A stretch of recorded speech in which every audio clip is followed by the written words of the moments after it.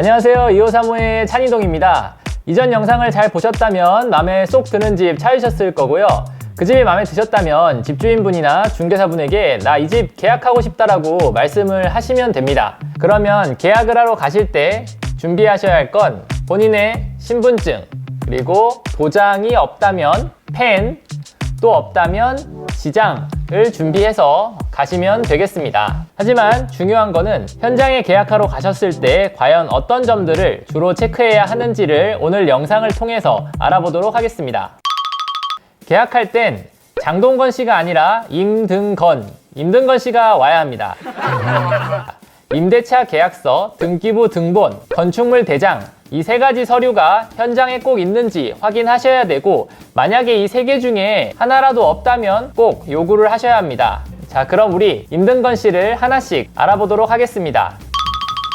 임대차 계약서. 임대차 계약서는 집을 빌려주고 빌리는 계약서인데, 임대인은 집주인, 임차인은 지금 계약하러 간 당신 본인이라는 걸 기본적으로 알고 있으면 되겠습니다. 이 계약서에서는 집, 돈, 기간, 특약, 소유자 등 계약의 필수 정보를 확인하는 건데, 계약하러 오시기 전에 구두로 집주인이나 중개사분이랑 논의했던 내용들 있잖아요. 그게 여기에 다 포함이 되어 있는지 꼭 확인하셔야 됩니다.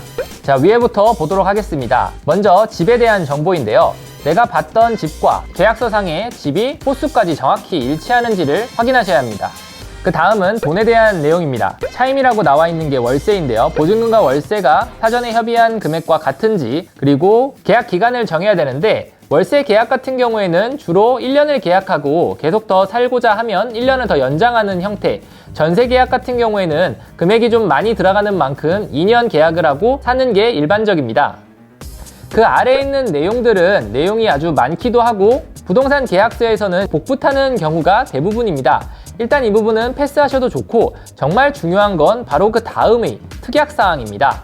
에어컨이 없어요. 에어컨 해주세요. 오케이. 우리 강아지 만세 키워도 되죠? 오케이. 자, 이렇게 오케이 하셨는데, 실제로 여기 특약사항에 해당 내용이 들어가 있지 않으면 아마 이러실 거예요. 먼 산을 바라보면서 그랬나? 자, 그렇게 오케이한 내용들이 여기 특약사항이 없다면 계약서에 도장을 찍기 전에 집주인분과 상의를 하셔서 꼭 기록을 해두셔야 나중에 손해보는 일이 없습니다. 맨 하단부는 계약자의 정보가 적혀있는 부분인데요. 나도 신분증을 가져왔을 거고 집주인도 신분증을 가져오셨을 거예요.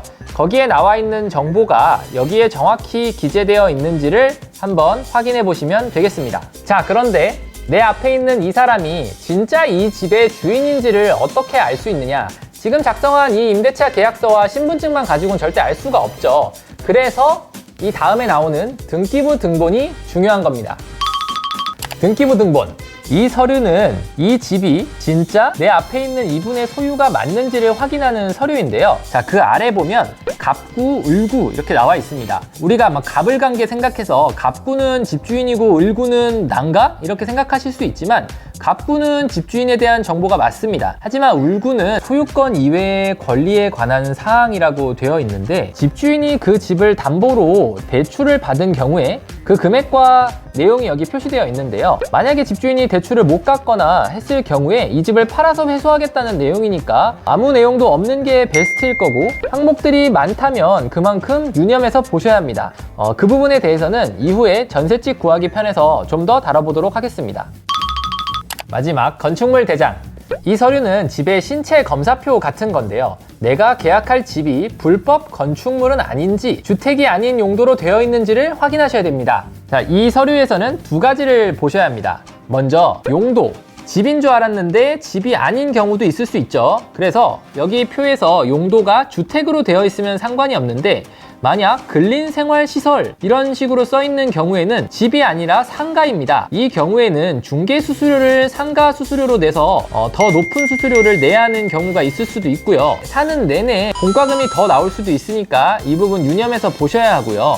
두 번째는 위반 건축물에 대한 내용인데, 이 건물 내에 위반 건축물이 있는지, 혹은 내가 계약하는 그 집이 불법 건축물인지에 대한 내용이 들어있는 거예요. 나중에 대출을 받을 때 문제가 될 수도 있고, 건물주가 해당 위반 건축물을 철거하겠다고 했을 때 내가 같이 쫓겨날 수도 있으니까 당연히 이 부분 같이 유념해서 보셔야겠습니다. 자, 계약이 완료가 되면 임등건 이 세 가지 서류가 손에 있어야 한다고 말씀드렸었잖아요. 그런데 부동산에서 계약을 하는 경우에는 중개사분이 두 가지 서류를 더 챙겨주실 거예요. 하나는 중개대상물 확인 설명서고 다른 하나는 공제 증서입니다. 자, 이 서류는 내 집의 상태를 좀 더 면밀히 적어 놓은 서류인데요. 여기에 체크되어 있는 사항들, 이제 지배 시설에 대한 사항들이 실제 현황과 같은지를 체크해 보시고요. 그리고 중개 수수료가 얼마인지도 적혀 있으니까 같이 확인해 보시면 되겠습니다. 자, 이 서류는 부동산 계약 관련해서 사고가 발생했을 때 보상을 받을 수 있는 서류이니까 그러니 잘 갖고 있어야겠죠? 부동산에서 계약을 하는 경우에는 중개사님이 앞서 말씀드린 서류를 잘 준비를 해주실 거고요.